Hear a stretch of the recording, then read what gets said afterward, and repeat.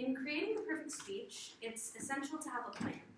Sure, it's difficult to gather thoughts and put them on paper and present them as you envisioned in your head, but today we'll be sharing a few tips that will hopefully make that journey a little bit easier. To effectively write any speech, it's important to start with these 4 steps. First, you want to select and narrow your topic. Then, determine the purpose of your topic. Then, develop a central idea. And finally, generate your main ideas. First, let's cover tips for selecting and narrowing your idea. First, you want to make sure you pick a topic that is within your time limits. For example, instead of picking a broad topic like politics, you want to choose a specific politician. That way, you can expand on their personal history, their political history, and their stances on political issues. That way you're not choosing something that's incredibly broad or incredibly specific, so it won't be too long or too short. Then you want to consider the audience. Consider their interests and expectations of what your speech is going to be. Also consider their knowledge on the topic. For example, if you're giving a speech on a particle, and you want to make a joke or a pun about that particle, you have to assume that they know a lot about it in order to get your joke. Or if you are trying to inform someone of something, you have to assume that they know as little as possible. That way you can expand on your topic. You also want to consider the importance of the topic that you will be speaking about to the audience. Next, you want to consider the occasion. You want to make sure that the occasion matches the tone of your speech. For example, if you are giving a lecture, it's going to be much more formal than if you are giving a speech at, say, an award ceremony, in which you want the audience to feel more comfortable. You also want to consider the generation that you'll be speaking to, the age of your audience.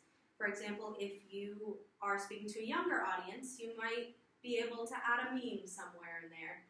Obviously, if you're speaking to an older audience, they're not going to get the reference. Last, you want to consider yourself.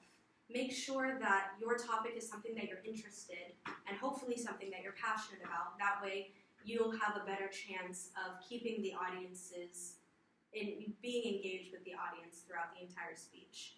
And make sure you add some type of personal experience in there. That way, it'll be more relatable to the audience. Now that you know what to look for, it's time to start selecting your topic.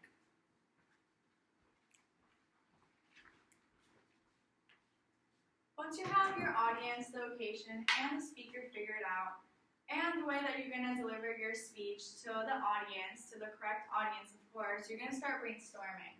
When we brainstorm, you're gathering a whole bunch of ideas together for the topic of your speech. There are a few steps to brainstorming. You must concentrate and you must be in a quiet environment. When you sit down to write down your brainstorming ideas, you must have a sheet of paper and a pencil, of course, and we recommend that you do time yourself so you don't jot down ideas for 10 minutes. So once you start brainstorming and you have your ideas, you have to make sure that they're not too vague or too broad or too specific. So if brainstorming isn't for you and you really can't come up with ideas on your own, you can always rely on a magazine, a newspaper, or any informal conversation with your classmates. In a newspaper, you can always find information on contemporary events such as flash floods in California or any droughts that are going on in the country or the world.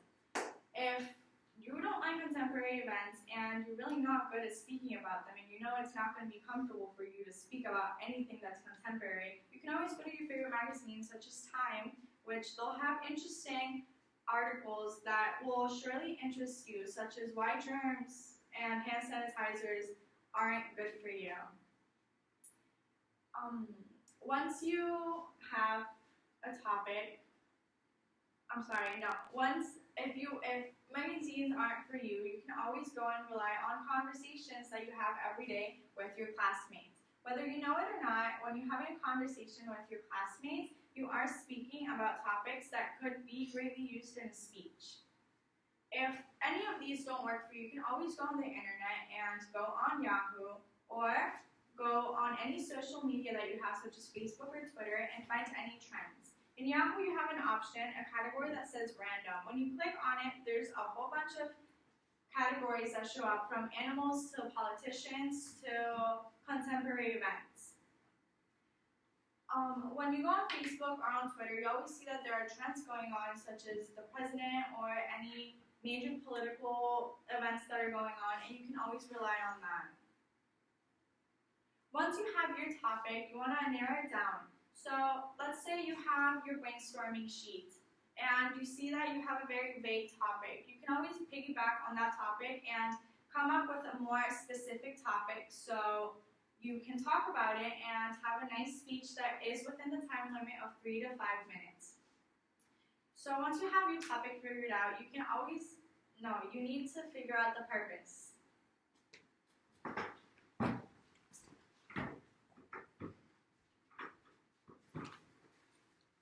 Now that you've chosen and narrowed your topic, you need to know the purpose of your speech. If you don't know what the goal of your speech is, then the audience won't either. You have to tell yourself, what does the audience want to hear and how will the audience respond? Knowing the purpose will have your speech be more interesting and you will have better results. To determine the purpose of your speech, you need to know the general purpose and your specific purpose. Your general purpose of any speech is to persuade, inform, or entertain. A persuasive speaker will give information, but for the benefit to change the audience's perspective.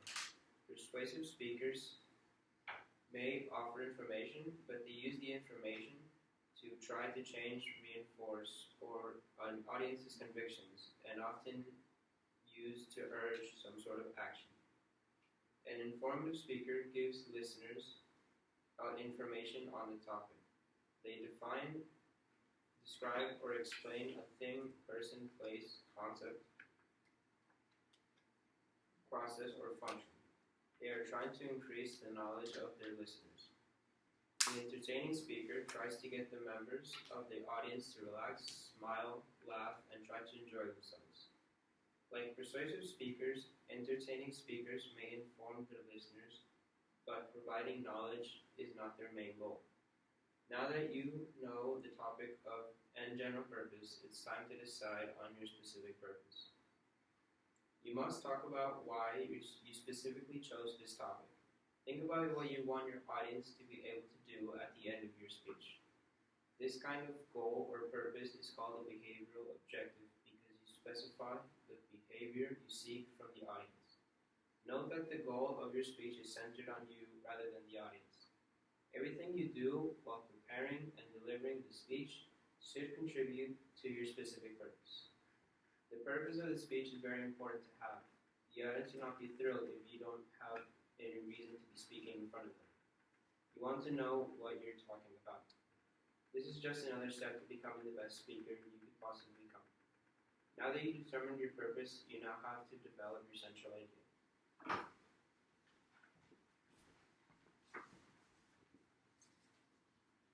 Once you have stated your central idea or the purpose of your speech, you are ready to develop that idea. But what is that? The central idea, or also called thesis, is basically a sentence that states what will be your speech about. Sometimes you can use a purpose statement, but it will just focus on the audience behavior, while your central idea will focus on the content and will become an important part of your final speech. Professional coach Judith Humphrey explains the importance of central idea. She says, ask yourself before writing a speech, what is going to be your point? You should be able to state that message in a single clear sentence. In that way, everything else you say will support that single argument you chose. There are 4 things that will help you to put your central idea into words. The first one, a complete declarative sentence. The second one, direct and specific language. The third one, a single idea. And the fourth one, an audience-centered idea.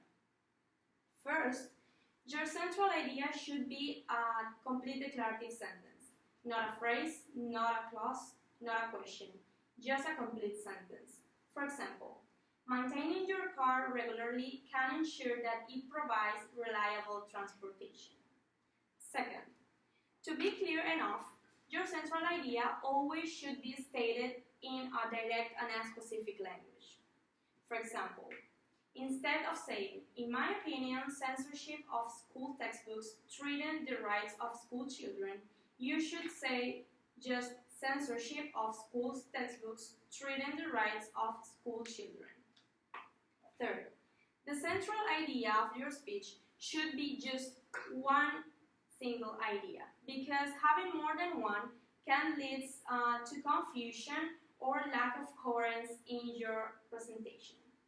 Finally, but not least, when you're stating your central idea, you should consider your audience needs, interests, expectations, and knowledge. Because basically, if you don't consider these aspects, your listeners, those aspects of your listeners, you will run the risk of lose their attention even before you start to develop your speech. So once you have stated and worked of these 4 points, you will be able to generate your main idea.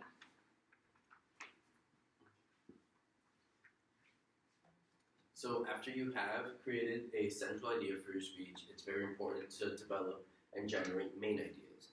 And the way that we generate main ideas for a speech, we use 3 basic methods.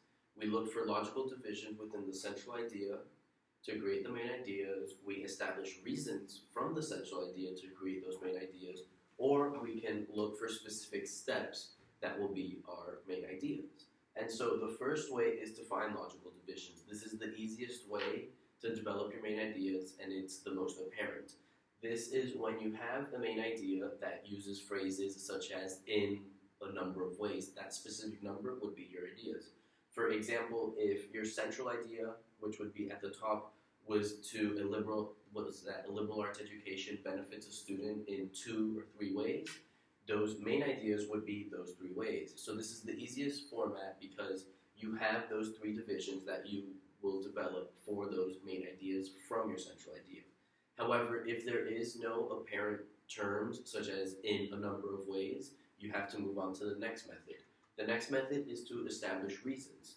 So, for example, in Carla's example where she mentioned that maintaining a car regularly creates a reliable transportation, there are no number of ways, number of methods to develop those and generate those main ideas from the central idea, so you have to ask yourself why.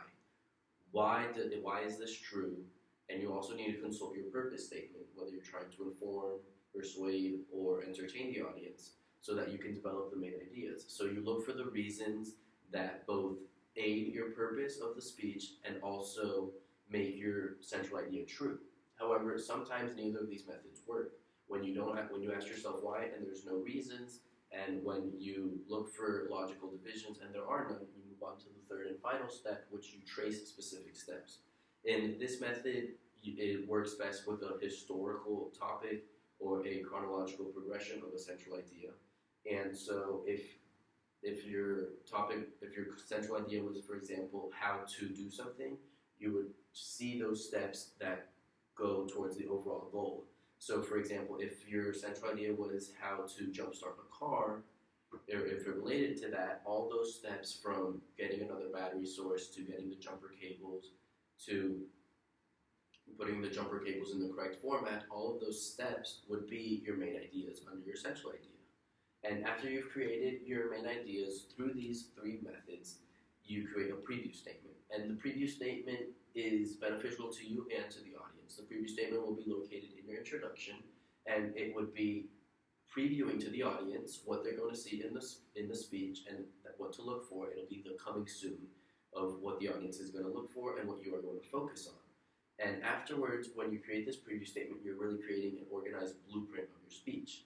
So in conclusion, when you're developing your speech, it's important to brainstorm and generate the topic and narrow it down, as well as determining the specific and the general purpose of your speech, then creating your central ideas, and from there going to your main ideas and creating a blueprint and a preview statement. And this will all get a successful and a well-organized